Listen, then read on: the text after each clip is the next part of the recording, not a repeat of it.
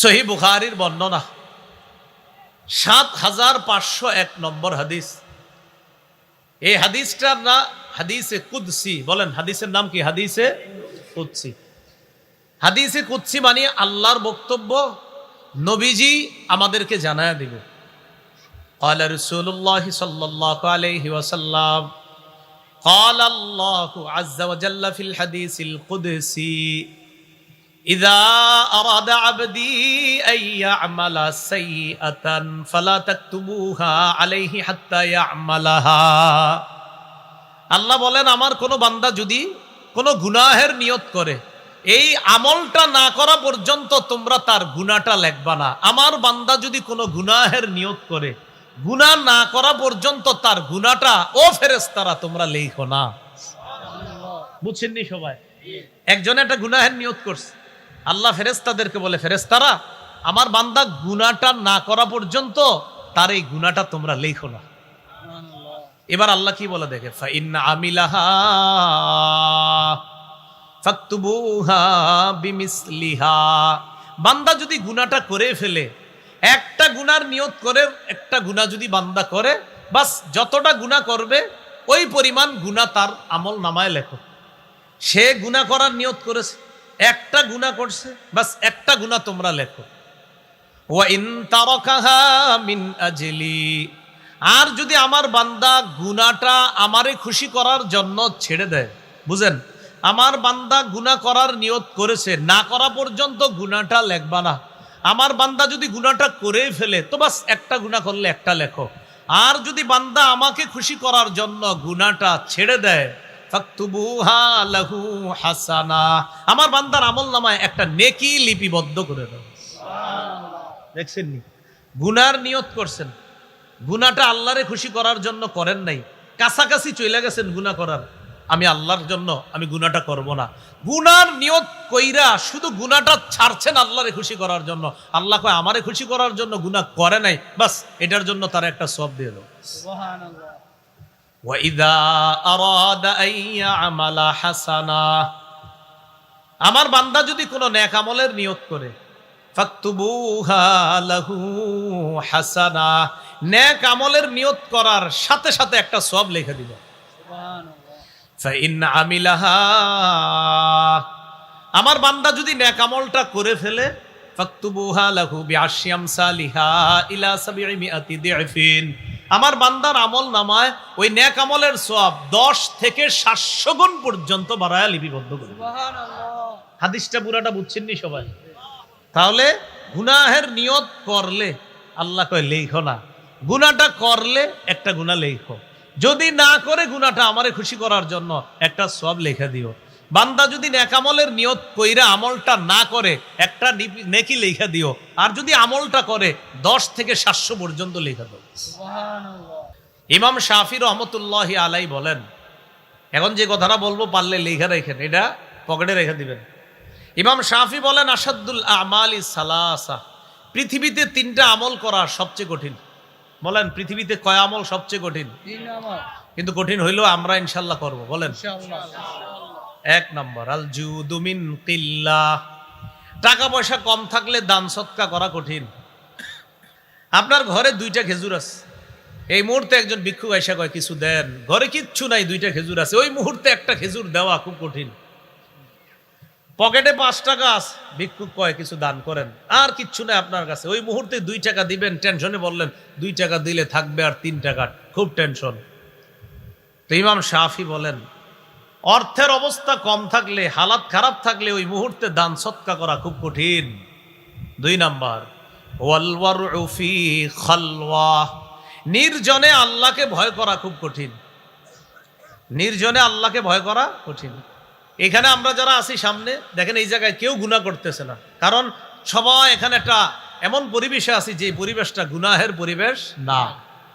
কিন্তু দেখেন, যখন আপনি দরজার আড়ালে আছেন, দরজাটা বন্ধ করে দিলেন, ওই মুহূর্তে আপনার ডান পাশে ইলেকট্রনিক মিডিয়া আছে, মোবাইল আছে, বাম পাশে ল্যাপটপ আছে, ওই মুহূর্তে ইবলিস আপনাকে বলছে একটা নাটক সিনেমা দেখো, কেউ দেখবে না, তোমার আব্বা আম্মা দেখবে না, কেউ দেখবে না, ওই মুহূর্তে চিন্তা করলেন আমার আল্লাহ আমারে দেখতেছে।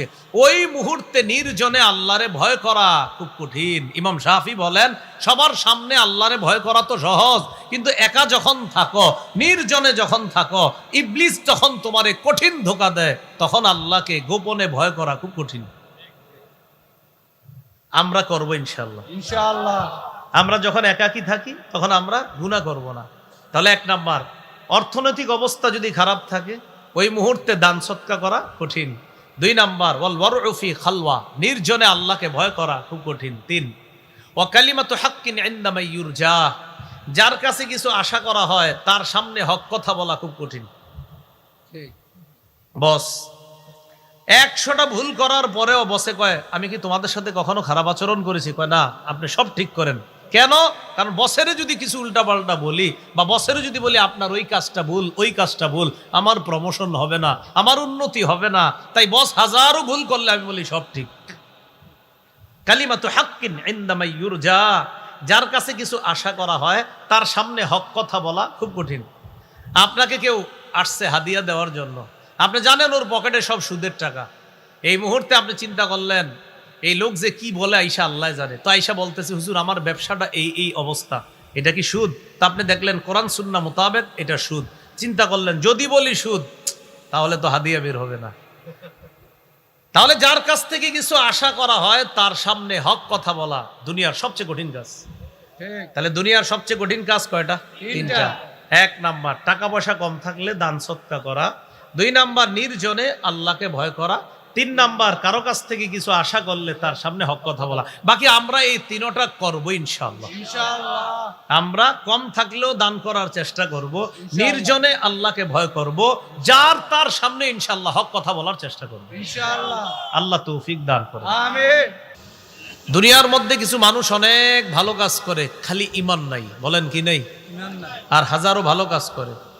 তো আল্লাহ বলেন এই দুনিয়াতে যারা ভালো কাজ করার পরেও যাদের ঈমান নাই, 1, ঈমান না থাকার কারণে তাদের দুনিয়ার সমস্ত চেষ্টা প্রচেষ্টা ব্যর্থ। 2 নাম্বার, তাদের আমলনামা সব বরবাদ। 3 নাম্বার, কিয়ামতের ময়দানে তাদের আমলের কোনো ওজন সাব্যস্ত করব না। 4 নাম্বার, তাদের ঠিকানা জাহান্নাম। নাউজুবিল্লাহ। নাউজুবিল্লাহ। তাহলে ঈমান না থাকার কারণে কেউ দুনিয়াতে হাজারো ভালো কাজ করছে কিন্তু তার ঈমান নাই, না থাকার কারণে এই 4টা কথা মনে রাখবেন। 1, তার দুনিয়ার এই সমস্ত চেষ্টা প্রচেষ্টা ব্যর্থ। 2 নাম্বার, এই ব্যক্তির সমস্ত আমলনামা বরবাদ। 3 নাম্বার, কিয়ামতের ময়দানে আল্লাহ তার আমলের কোনো ওজন সাব্যস্ত করবে না। 4 নাম্বার, তাদের ঠিকানা জাহান্নাম। এলা হলো ব্যর্থ। এবার আল্লাহ পাক রব্বুল আলামিন কি বলে দেখেন, সফল কারা? ইন্নাল্লাযীনা আমানু ওয়া আমিলুস সলিহাত কানাত লাহুম জান্নাতুল ফিরদাউসি নুজুলা। যারা ঈমান এনেছে, নেক কাজ করেছে, আমি আল্লাহ তাদের জন্য জান্নাতুল ফেরদাউস ঘোষণা করলাম। আমরা শুনছিলাম সফল কারা? যাদের মধ্যে 2টা গুণ থাকবে তারা সফল। আল্লাহ বলেন ইন্নাল্লাযীনা আমানু ওয়া আমিলুস সলিহাত, যারা ঈমান আনে নেক কাজ করে, কানাত লাহুম জান্নাতুল ফিরদাউসি নুজুলা, তাদের জন্য মেহমানখানা হিসাবে রয়েছে জান্নাতুল ফেরদাউস। সুবহানাল্লাহ। কেমন জান্নাতুল ফেরদাউস আর মেহমানখানা কেমন? খালিদিনা ফিহা, যেখানে তারা চিরস্থায়ী ভাবে বসবাস করবে। দেখেন পৃথিবীতে মেহমানখানা হয় কেমন? পৃথিবীর মেহমানখানা ক্ষণস্থায়ী, কিছুক্ষণ থাকবেন পরে চলে যাবেন। কিন্তু আল্লাহ মেহমানখানা হিসাবে যে জান্নাতুল ফেরদাউস দান করবেন, ওই মেহমানখানা এটা ক্ষণস্থায়ী নয়, বরং সেটা চিরস্থায়ী মেহমানখানা। দুনিয়ার মেহমানখানা থেকে মানুষ কিছুদিন পরে আবার চলে আসতে চায়। আল্লাহ বলেন জান্নাতুল ফেরদাউস নামক যে মেহমানখানা, লা ইয়াবগুনা আনহা হিওয়ালা, সেখান থেকে কেউ অন্য কোথাও স্থানান্তর হওয়া কামনাই করবে না, বরং ওই মেহমানখানায় সে চিরদিন বসবাস করার ইচ্ছা করবে। সুবহানাল্লাহ। তাহলে সফল কারা? যাদের দুই গুণ, ঈমান এবং নেক কাজ। ঈমান কাকে বলে? তাসদীকুন নবী সাল্লাল্লাহু আলাইহি ওয়াসাল্লাম মা জাআ বিহি, রাসূলুল্লাহ সাল্লাল্লাহু আলাইহি সাল্লাম যা নিয়ে এসেছেন সব কিছু বিশ্বাস করার নাম ঈমান। সহিহ মুসলিমের বর্ণনা ৮ নম্বর হাদিস।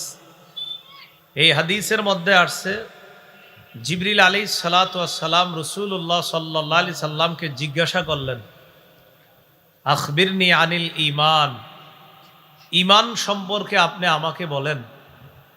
রাসূলুল্লাহ সাল্লাল্লাহু আলাইহি সাল্লাম বললেন, আন তুমিনা বিল্লাহ ওয়া মালাইকাতিহি ওয়া কুতুবিহি ওয়া রুসুলিহি ওয়াল ইয়াউমিল আখির, তুমি আল্লাহকে বিশ্বাস করা, ফেরেশতাদেরকে বিশ্বাস করা, আল্লাহর সমস্ত কিতাব বিশ্বাস করা, সমস্ত নবী রাসূলদেরকে বিশ্বাস করা, ওয়াল ইয়াউমিল আখির, আখিরাতের দিবস বিশ্বাস করা, ওয়াল বাসি বাদাল মাউত, মরণের পর পুনরুত্থান করবে আল্লাহ, এটা বিশ্বাস করা, ওয়াল জান্নাহ, জান্নাত, ওয়ান নার, জাহান্নাম, এগুলা বিশ্বাস করা, ওয়াল হিসাব, হিসাব বিশ্বাস করা, এরপরে ওয়াল মিজান, ওজনের পাল্লা স্থাপন করা হবে, এই ওজনের পাল্লা, এটাকে বিশ্বাস করা, ওয়াল কদরি কুল্লিহি খাইরিহি ওয়া শাররিহি মিনাল্লাহি তাআলা, ভালো মন্দ সব আল্লাহর পক্ষ থেকে হয়, এই কথা বিশ্বাস করা, এটার নাম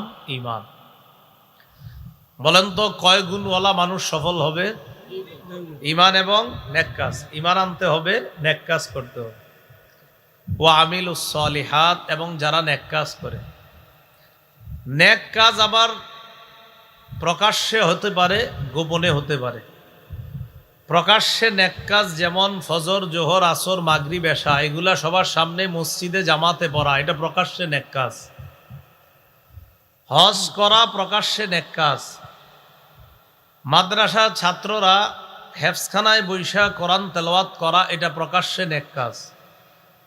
উলামায়ে কেরাম মাদ্রাসা ছাত্রদেরকে পড়ানো আর তাদের পড়া শোনা, এটা প্রকাশ্যে নেক কাজ। কিছু নেক কাজ আছে গোপনে নেক কাজ।